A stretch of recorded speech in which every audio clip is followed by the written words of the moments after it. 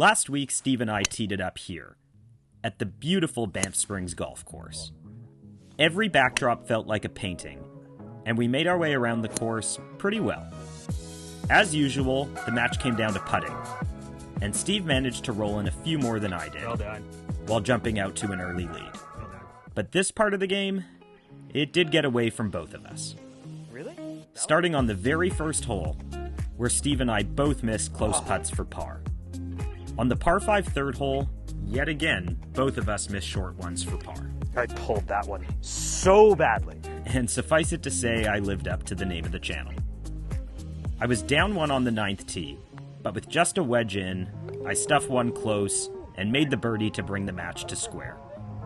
That's where we'll kick it off today, with Steve owing me 2 strokes on the back 9. And thanks again to Banff Springs for hosting us. Let's get going. The back 9 starts with a tricky par 3. Steve flared his and missed the green right, and I grabbed a hybrid, not wanting to miss short. Fabulously hooky. Oh, good kick. Great kick. We figure about 70 feet. This is get it there. Inside 3 feet would be fabulous. Lag putting is typically the best part of my game, but it really failed me on the front 9. Anytime I had a putt from this range, I failed to get it close, and it was sure comforting to start the back with a 2-putt par. Thanks. Steve has to get up and down now to match me, and this is a chip he'd probably like to have again. This one has to go in now, and Steve gave it a good run, but it goes quite a bit past the hole. This one's just for pride now, but Steve does knock it in. These long par 4s are where Steve really has an advantage over me. That one only went about 225, and I'll have a long way home. Steve, meanwhile, with one of his best of the day, hits it almost 300. Great ball. Man, this thing is, deep in here. Okay, right side of the green. From this number, I'm just hoping to trundle one up to the front. Pop up there. Get up there. Oh, yeah. What would you guess the temperature is right now? 10 Celsius? 8? Yeah, 8 Celsius, yeah. Steve, meanwhile, has just a wedge in to my hybrid. But he doesn't get all of this one, and he'll actually be away. And we'll stop for another great Rocky Mountain view here. And be sure to subscribe to catch more great views at courses like this. Steve's away from about 50 feet here. He puts a pretty good roll on it, and we're happy to give him that one. Great putt. Great par. And as he's tapping his in, I'm trying to evaluate mine. You gave that a pretty good wrap. Steve's given me the line, and I saw that he belted his pretty hard. So I'm trying to get mine there. But not quite. That's a gimme. That's a gimme. That's just hit the ball at the flagstick. Why didn't Steve give it to me? And why did I have to go and do that with it? Player B, he makes it every time. That will bring Steve back to all square on another long par 4. And this is a pretty good one. I really haven't hit one great drive today. So let's do that. This one feels good. Bingo. Good swing thoughts lead to good swings. And I won't have a hybrid in on this one. Thanks. Instead, I'll be near the 150, and I'm still away. 10 yards past the 150. The pin's all the way at the back. Still 152. In the cold temperatures, I'm grabbing all of my Vancouver 150 club, and it's right on the money. I'm just going to try and aim it off the back of the green, I guess. Steve's a bit boxed out here, but he does manage to muscle a wedge to the front.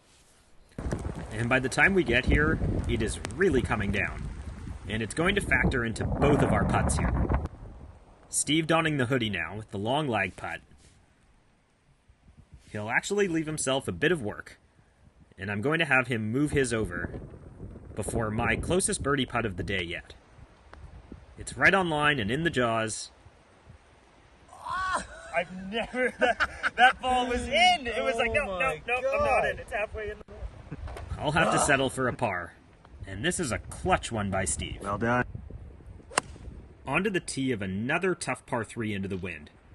And Steve does well to keep this one beneath the wind. And that's one of my better strikes of the day. Be the number. Be the number. Yeah.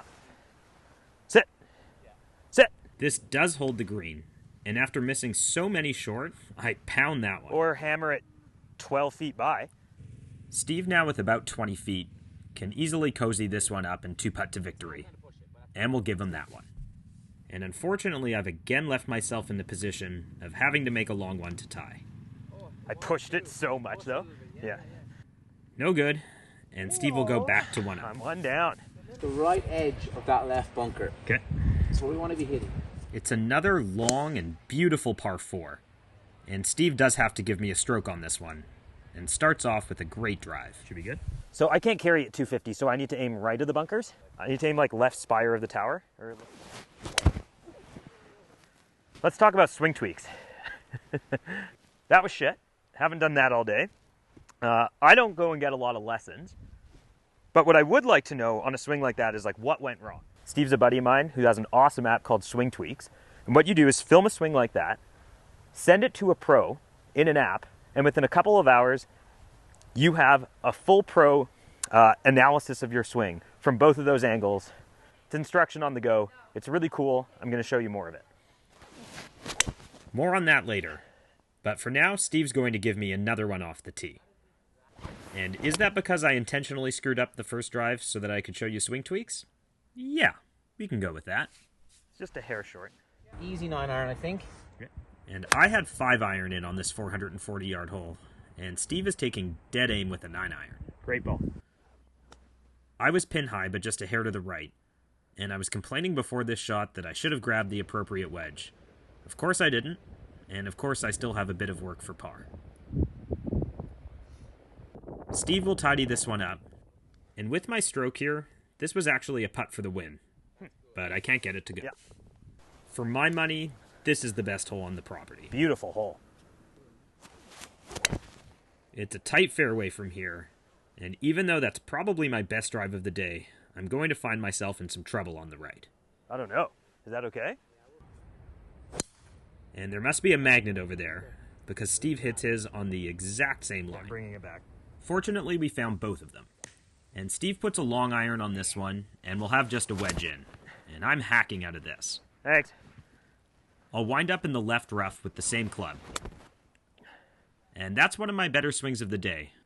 It's right on line and settles about 15 feet past the hole.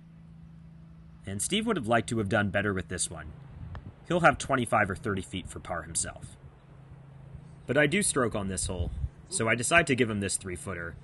It's a 5-net 6 for Steve, and now I have 2 putts for the victory. This one's fine. Oh, what a guy. And Steve decides to give me the hole.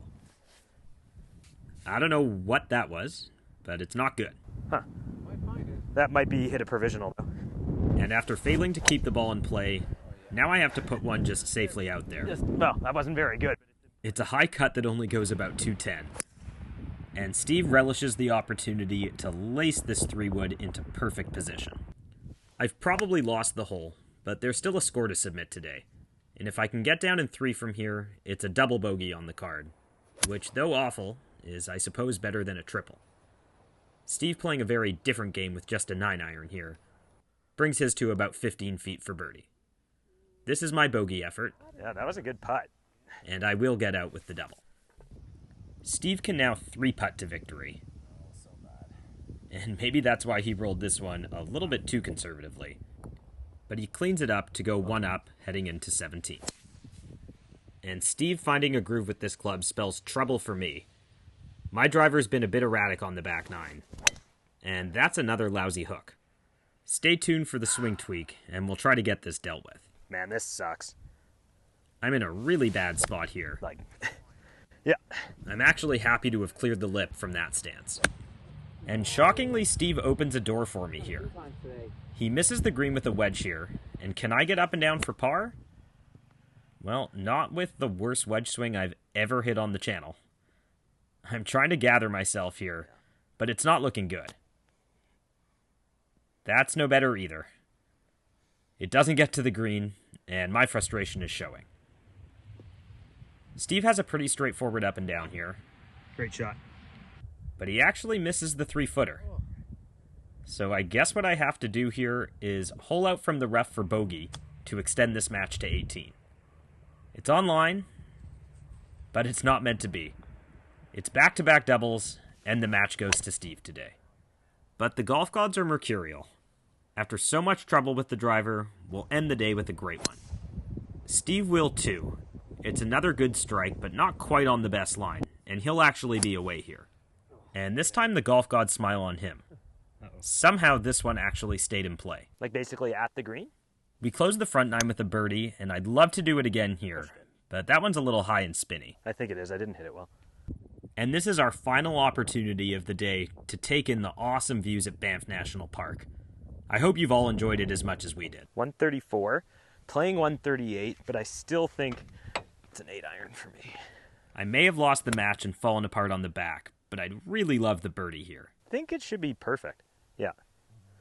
And Steve also has a good look at getting up and down for birdie. He hits a good lob wedge here, and we're both inside 10 feet. Oh, cruel. 5. Does this have to go outside the hole? Yeah, like just a hair outside the left edge. Had to be outside. And that's the kind of day it's been for me with the flat stick. Nice. It's a frustrating 5 to finish. That was awesome. And as promised, we're going to end the video by taking a look at SwingTweaks. As many of you have pointed out to me in the comments, the fastest way to get better at golf is to see a professional. But I've always found that that's easier said than done. Taking time out of your day to meet with a pro is a pain, and lessons are expensive. But my buddy Steve showed me his app SwingTweaks, and it was instantly evident to me how much it could help a player like me, and I think a lot of you too.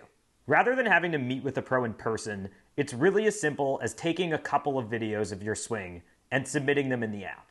And with a quick turnaround, you get a detailed breakdown of your swing by a golf professional that you can reference when you're at the range.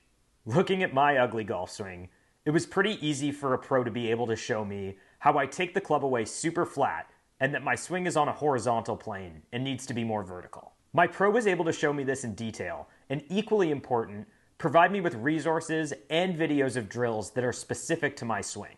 So rather than queuing up generic golf tips on YouTube or shelling out tons of money to see a pro, I really see the value that SwingTweaks has in being able to give you something that's affordable, personalized, and super convenient.